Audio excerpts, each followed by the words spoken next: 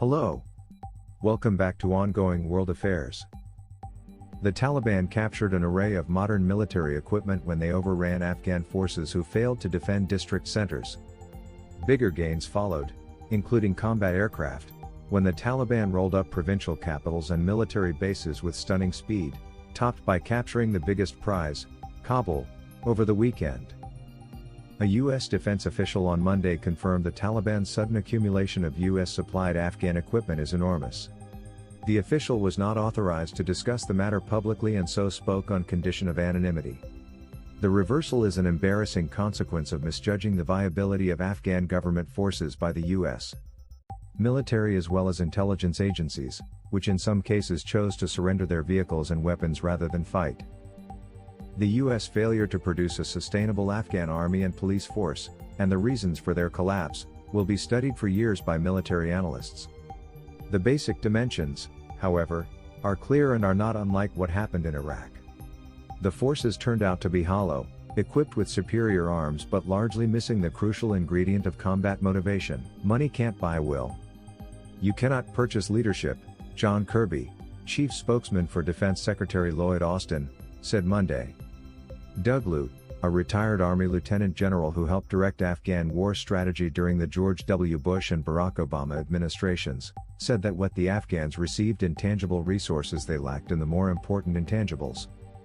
The principle of war stands, moral factors dominate material factors, he said. Morale, discipline, leadership, unit cohesion are more decisive than numbers of forces and equipment. As outsiders in Afghanistan, we can provide materiel, but only Afghans can provide the intangible moral factors. By contrast, Afghanistan's Taliban insurgents, with smaller numbers, less sophisticated weaponry and no air power, proved a superior force.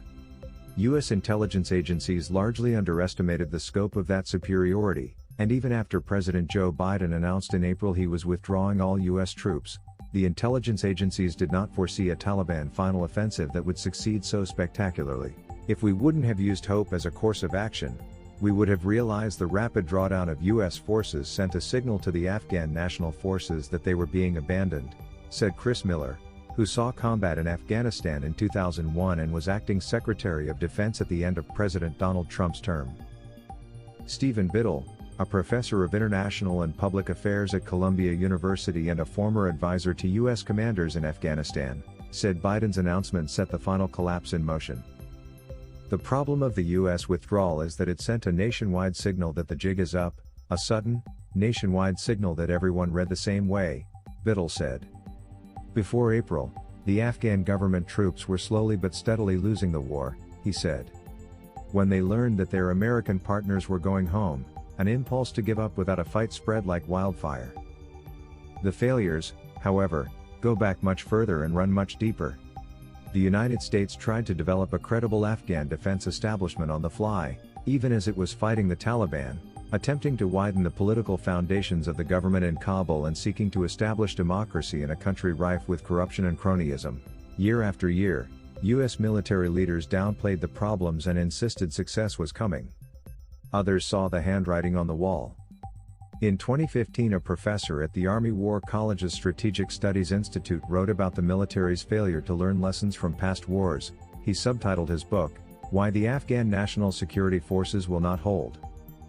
Regarding the future of Afghanistan, in blunt terms, the United States has been down this road at the strategic level twice before, in Vietnam and Iraq, and there is no viable rationale for why the results will be any different in Afghanistan, Chris Mason wrote. He added, presciently, slow decay is inevitable, and state failure is a matter of time. Some elements of the Afghan army did fight hard, including commandos whose heroic efforts are yet to be fully documented.